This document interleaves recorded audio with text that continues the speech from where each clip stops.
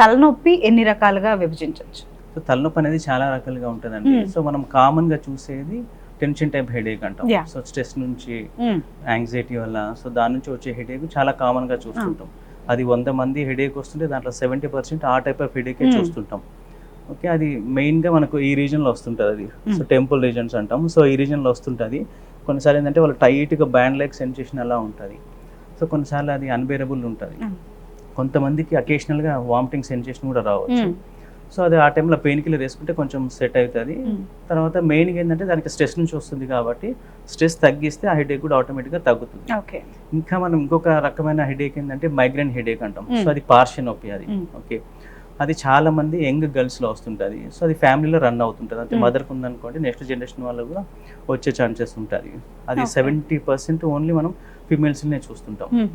దాంట్లో nearly 15 years నుంచి 25 years మధ్యనే ప్రధానంగా వస్తుంటుంది. సో అదేంటంటే మెయిన్గా ఒక సైడ్ వస్తుంటుంది, అంటే హెమిక్రేనియల్ హెడేక్ అంటాం. So half of the brain అనేది మనకు ఎఫెక్ట్ అవుతుంటుంది. సో దాంతోపాటుగా కొంతమందికి వామిటింగ్ సెన్సేషన్ ఉంటుంది, కొంతమందికి వామిటింగ్స్ అవుతుంటాయి. అది పల్సేటింగ్ అంటే జస్ట్ ఇట్లా మనం పల్స్ ఇట్లా ఫీల్ అవ్వగానే మనకు పల్సేషన్స్ అనేవి తెలుస్తుంటుంది. కొన్నిసార్లు చాలా సివియర్గా హెడేక్ వస్తుంటుంది. దానికి మెయిన్గా ఏంటంటే వాళ్ళు సెన్సిటివ్ ఉంటారు కొన్ని వరకు, అంటే ప్రేరేపించేవి అంటాం. సో లైట్ని చూసినా హెడేక్ ఎక్కువ అవుతుంటుంది, సౌండ్కు హెడేక్ ఎక్కువ అవుతుంటుంది. మనకు వాళ్ళకు ఒకసారి హెడేక్ కొన్నిసార్లు స్టార్ట్ అవుతే మినిట్స్ నుంచి, గంటల నుంచి, కొంతమందికి రోజుల వరకు కూడా ఉండొచ్చు.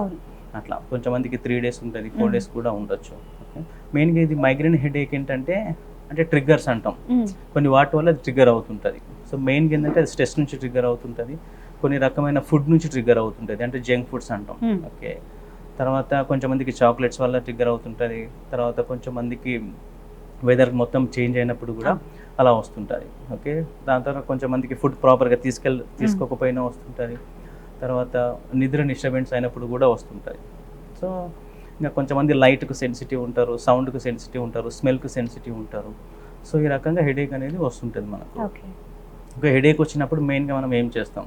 సో ఈ హెడేక్ వచ్చినప్పుడు వాళ్ళు చాలా లైట్ వల్ల సెన్సిటివ్ ఉంటుంది కాబట్టి వాళ్ళు ఒక డార్క్ రూమ్కి వెళ్ళి నాయిస్ ఏం లేకుండా అలా పడుకుంటే కొంచెం మందికి సెట్ అవుతుంటుంది. కొంచెం మందికి అనేది ట్యాబ్లెట్స్ అవసరం పడుతుంటుంది. ఓకే, ట్యాబ్లెట్స్ అంటే 2 రకాల ట్యాబ్లెట్స్ ఉంటాయి. ఒకటేమో నొప్పిని తగ్గించే ట్యాబ్లెట్స్, అంటే ఆ నొప్పి వచ్చినప్పుడు ఆ టైంలో నొప్పి గోళీ వేసుకుంటే హెడేక్ అనేది తగ్గుతుంది.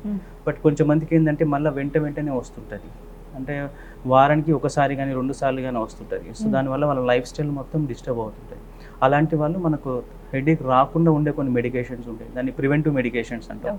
ఓకే, అవి తీసుకుంటే రాకుండా చూసుకోవచ్చు. అది కొన్ని రకాల డ్రగ్స్ ఉంటాయి. వాటితో పాటుగా మనకు దేని నుంచి హెడేక్ ఎక్కువ అవుతుంటుందో సో ఆ హెడేక్ ఎక్కువ అయ్యేటివన్నీ కూడా తగ్గించాలి. అంటే వాళ్ళకు proper sleep important. Okay, food హ్యాబిట్స్ని కంట్రోల్ చేసుకోవాలా, జంక్ ఫుడ్స్ అనేవి అవాయిడ్ చేస్తుండాలా. వాళ్ళు కొన్నిసార్లు లైట్ను, సౌండ్ను, తర్వాత స్మెల్ను కొంచెం అవాయిడ్ చేస్తుండాలా, రిలాక్స్గా ఉండాలా. కొన్నిసార్లు వాళ్ళకు ప్రాణాయామం కానీ, యోగా కానీ, మెడిటేషన్ కానీ ఇవన్నీ చేస్తే కూడా కొంతవరకు హెడేక్ అనేది కంట్రోల్లో ఉంటుంది. జనరల్గా ఈ హెడేక్ ఏంటంటే ఏజ్తో పాటు తగ్గుతుంటాయి. అంటే 20 years నుంచి స్టార్ట్ అయ్యి 40 ఏళ్ళ వరకు పెరుగుతుంది. ఆ తర్వాత స్లోగా తగ్గుతుంటుంది.